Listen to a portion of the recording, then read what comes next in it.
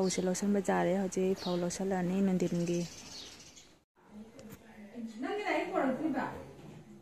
ꯂꯣꯏꯔꯦ ꯇꯧꯔꯤ ꯂꯥꯛꯑꯦ ꯀꯩꯀꯩꯅꯣ ꯆꯥꯟꯅꯔꯤꯁꯤꯕꯨ Hi everyone, welcome back to my channel. Ngasigi vlog sidi daily vlog oidoine aba daily vlog siga kari tawba ido dum mai mayam dum share tawjarake ado ngasi dum moi lokhat pa chappa gi chandon namamine aba khutta koktri ado dum kamai tawba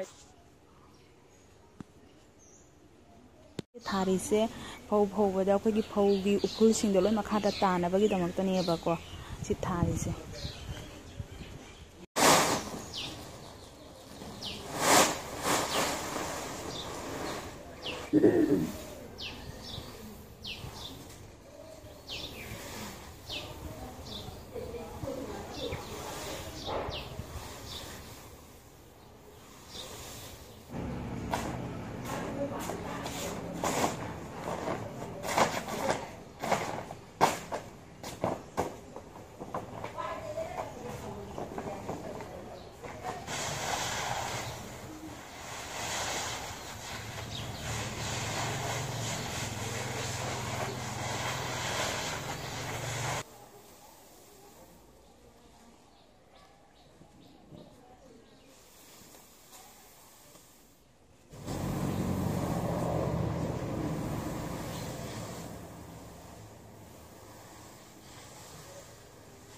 Urum lang jale aba nungsa ne loisale ko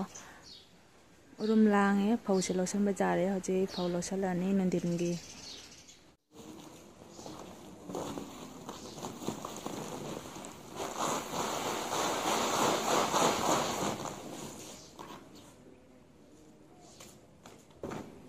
phau dagi ne aba se asi jawdi ching do phajade aba machu do ngawai jaro aba do full je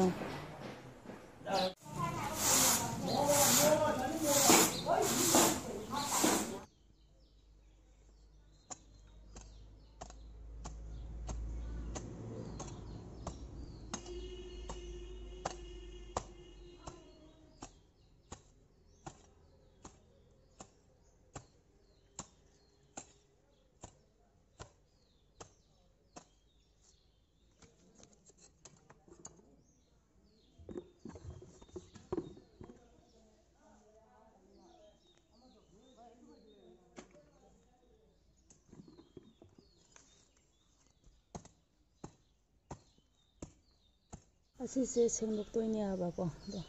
khoibusu jade aba lo mala chasalamina do jotsi su thoba wale aba phan ba jade jora thoba manana ta di jaro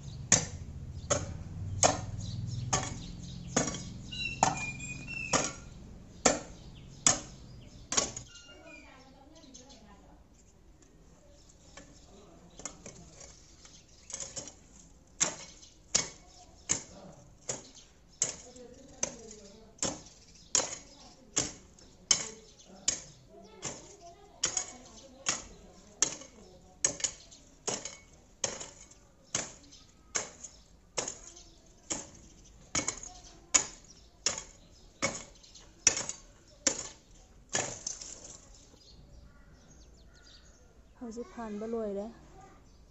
ꯁꯤꯠ ꯅꯥꯜꯂꯦ ꯍꯌꯦꯡ ꯇꯩꯍꯜꯂꯅꯤ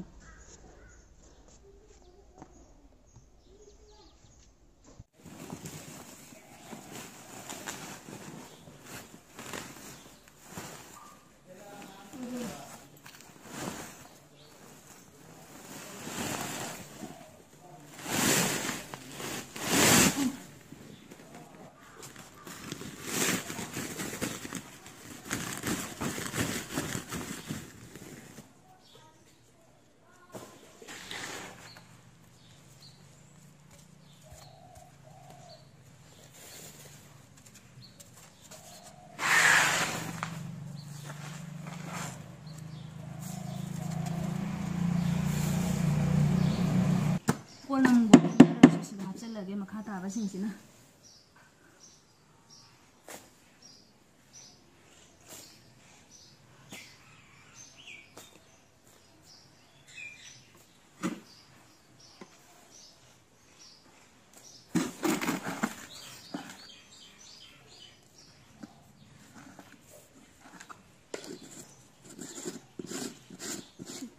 ꯁꯤꯁꯨ ꯐꯖꯅ ꯇꯩꯕꯤꯔꯝꯃꯦ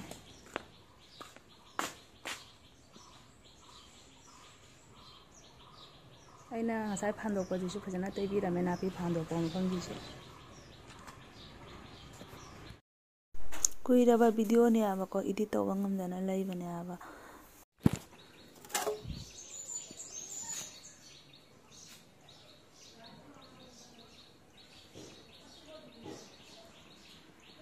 ꯁꯪꯒꯣꯏꯁꯦ ꯇꯩꯕ ꯂꯣꯏꯔꯦ ꯍꯧꯖꯤꯛ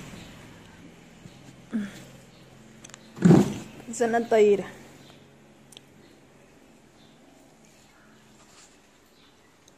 ꯁꯨꯃꯥꯡꯁꯤꯃꯨꯛ ꯇꯩꯍꯜꯂꯤꯅꯦ ꯍꯤꯟꯖꯥꯡ ꯂꯩꯔꯦ ꯑꯁꯤꯒꯅ omelette ꯂꯩꯔꯦ ꯊꯕꯛ ꯁꯨꯕ ꯅꯨꯄꯤꯁꯤꯒ ꯆꯥꯃꯤꯟꯅꯔꯅꯤ ꯑꯩꯈꯣꯏꯕꯥꯅꯤ ꯑꯗꯣ ꯆꯥꯕꯗꯤ ꯎꯠꯆꯔꯔꯣꯏꯒꯦ ꯃꯌꯥꯝ इसिंसे हाना थादागे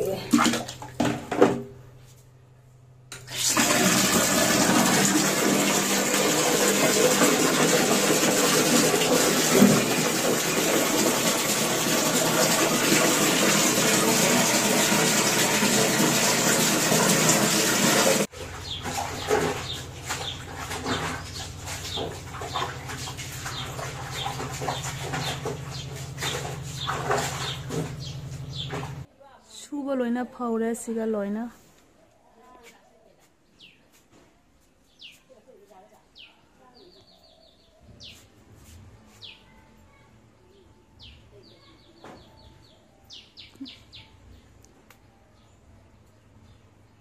थौरी तिंग्रे तो आरा थौरी लेबको तो फीसु जामदबनीना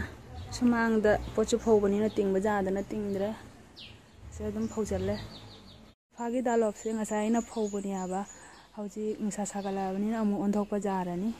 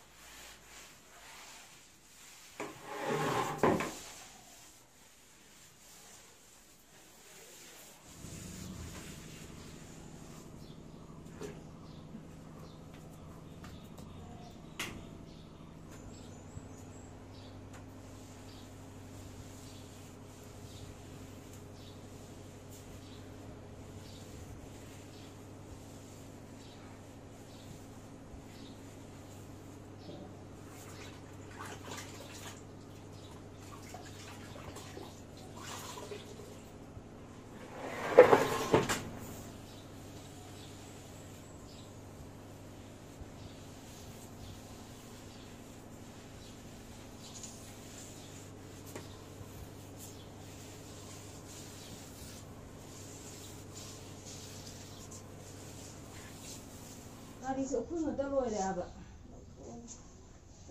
No mata te ko pitre.